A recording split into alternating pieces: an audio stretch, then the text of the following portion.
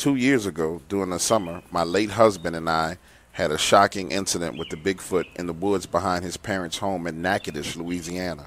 We had hiked about 4 to 5 miles. He had his gun and shot off some shells while walking along the hiking trail. I remember hearing small rocks landing around me. Then suddenly we heard a horrible loud yell, screech or howl.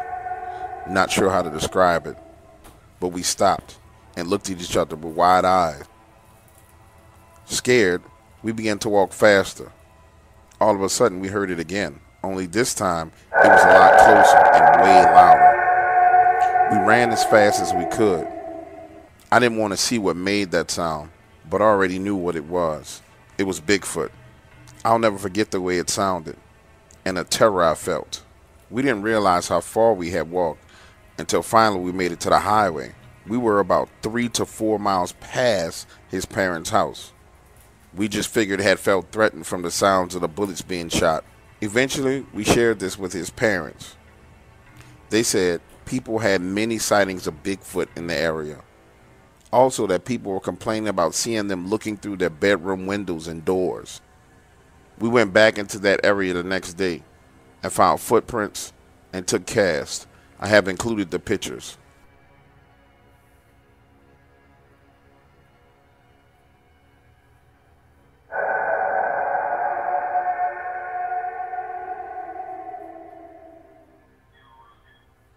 Doc Waters, it was great to sit down with you and talk about my experience. I really enjoyed my time at the cigar bar with you. You are a true professional, and I wanted to follow up our conversation with my encounter in writing. It was Thanksgiving 2013. I went deer hunting in the area of Little Black Creek, Mississippi. I entered the woods before daylight and walked down the access road into the pine forest. While walking, I began hearing this grunting sound on the ridge line above me. It was faint at first, then it became louder.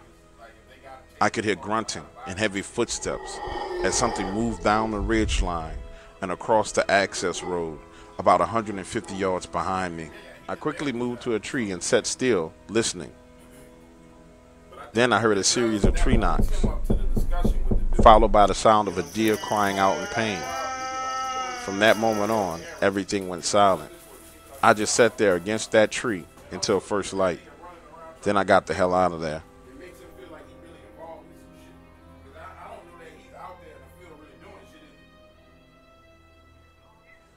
A month ago, I shared my first Bigfoot encounter with you and promised to share more.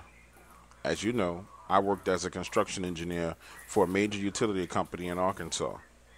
This encounter happened one evening when I was in the area of Mountain Home, Arkansas. This is a very rural area of the state, and I was scouting the right-of-way for a power line from Bull Shoals to Mountain Home, Arkansas. Bull Shoals is a very small town that sits along the White River. I was along the riverbank checking the soil when I first noticed a trail of huge footprints leading into the water. These prints were at least 16 inches long, as I wear a size 12 men's shoe. This day, I was accompanied by an African-American engineer from New Orleans named Frank. Frank was a city boy and didn't particularly care for being in the woods at all. He was jumpy from the time we entered the wooded area. I pointed out the prints to Frank, who was a massive individual. He played football for Louisiana State University and wore a size 14 boot. As we both stood there discussing the prints, he kept staring into the wood lines behind me. When I asked him what was wrong, he just said he thought he saw someone move behind a tree. We walked the riverbank for the next 2 hours, taking soil borings and trying to decide where we would place the poles that would span across the river. That's when I first heard what sounded like a bird calling from the opposite side of the riverbank. Then I heard another call from behind us in the woods. Frank, being a city boy, was completely oblivious to the sounds of the woods, but I knew immediately that something was wrong. The calls went on for a few more minutes and then stopped. However, the sounds were not right. These calls were too breathy and deep to be a bird. After all, I've been in the woods of Arkansas all my life, and I had never heard anything like this. Before we started working our way back up the riverbank towards the trail we walked in on, But as we got closer, the calls started again. Frank was sensing something, and he asked me what was wrong. Honestly, I didn't know at the time, but I suspected there were two Sasquatches in the area. I just told him it was time to get out of here. Walking along the bank of the river, we both started to hear something paralleling us in the bushes. These were clear footsteps. As we walked, it would walk. And when we stopped, it would stop. I started to get the feeling we were being hunted. It stayed out of sight in the tree line, but something was there. Suddenly, out of the corner of my eye, I saw a large rock flying right over our heads. It landed in the river, making a huge splash. Now, there was no denying that something was going on, and it was getting out of hand. After my first encounter with the crazy people in the Devil's Hollow, I never went into the woods without my weapon. Today, I had my .380. I could tell Frank was having a hard time processing what was going on, but what happened next made him quickly realize that we were in danger. We heard a loud tree break. Not the sound of a dead tree, but the sound of a fresh, living tree break. It was so loud, it made my heart skip a beat. As we both turned towards the sound, an enormous tree branch came flying at us. I pulled Frank to the ground, dodging the tree branch, stood up, and fired a shot in the air, hoping to scare the creature off. The sound of the shot left my ears ringing. Then things went silent. Frank was now in total shock. His eyes were wide open, pupils dilated. He held on to a stick as if that would do us some good. Just as my ears were starting to recover from the sound of the gunshot, then came the roar. Oh my God. The sound was so powerful, it completely stunned my nervous system. It was like an electronic pulse had short-circuited my body. Then the creature stepped forward out of the tree line, as if it was letting us know who was the alpha male in this territory. Body frozen, arms shaking, I stood there looking at Bigfoot. This creature was something out of a movie. It had the upper hand, and it knew it. Frank yelled at me to shoot it, but the cold stare in his eyes told me that if I was to take a shot at this thing, it would be the last thing I would do. The .380 I had would do absolutely nothing to this creature. It was every bit of 10 feet tall, 800 pounds, and sheer muscle. Its deltoid muscles were the size of my head, and its trapezoid muscles were so large it engulfed its neck. His legs were enormous. And yes, I could tell it was a he. It had black hair and black skin. You could see the definition in its arms and legs, but the most frightening thing was the intent in its eyes. I got the feeling that it had killed humans before and would do it again if we did not get the hell out of there. So we ran as fast as we could. For the first 45 yards, I could hear the sounds of trees breaking as it paralleled us along the tree line. I was no young man at this time, but I hauled ass. Frank, who was very athletic, was well ahead of me. He didn't look back, and to this day I don't blame him. Then, just as suddenly as it all started, it stopped. My heart was beating fast, and I felt dizzy. Things were getting blurry as I struggled to jog along the riverbank.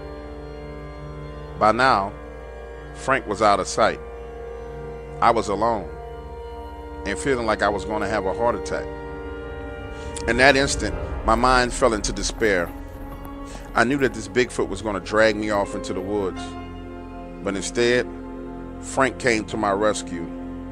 Through my blurred vision, I saw the white heavy-duty pickup truck we drove in come flying through the tree line, landing along the riverbank, almost splashing into the water.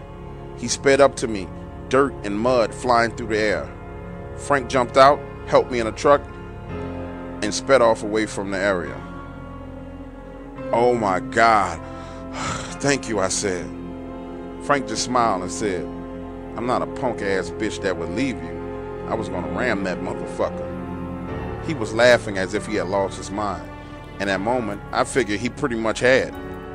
We didn't talk about it on our way back to the motel rooms. We just rode in silence. That night, we smoked and drank and got drunk as hell. When he did finally talk, what Frank shared with me was so frightening that I was at a loss for words. I thought the creature had stopped chasing me, but looking back on it, it was never after me, it was after Frank. Frank said the creature kept following him along the wood line as he ran along the riverbank. In order to get back to the truck, he had to run straight uphill into the wood line. He decided that if he didn't make it to the truck, we both would die. So he cut into the woods and ran as fast as he could, dodging trees and down tree limbs. The Bigfoot was running him down on a diagonal, 60 yards away from the truck, and it was closing in. He said it moved like a college linebacker as it knocked over trees that were in his way. 30 yards away and he could smell it. It smelled like wet hair, dead animal, shit. 10 yards, it's closing in on him. He can't look back. He dives to the right of the truck, trying to put it between him and the creature. As it hits the ground, Bigfoot rams into the truck, turning it towards him, and his body ends up under the truck. Frank slides to the opposite side, opening the passenger door, jumps in, cranks it up, and hits the gas pedal with his hands, driving forward, trying to get away. He hit small trees and bushes, and after a minute of driving blind, he jumped behind the wheel and drove to the riverbank looking for me. Frank and I became very close after this event. He was severely traumatized for years, and we both submitted this story to the BFRO. They interviewed Frank and I and tried to convince us it was a bear. I know what a bear looks like. This was no bear. It was a Bigfoot, an aggressive, evil Bigfoot.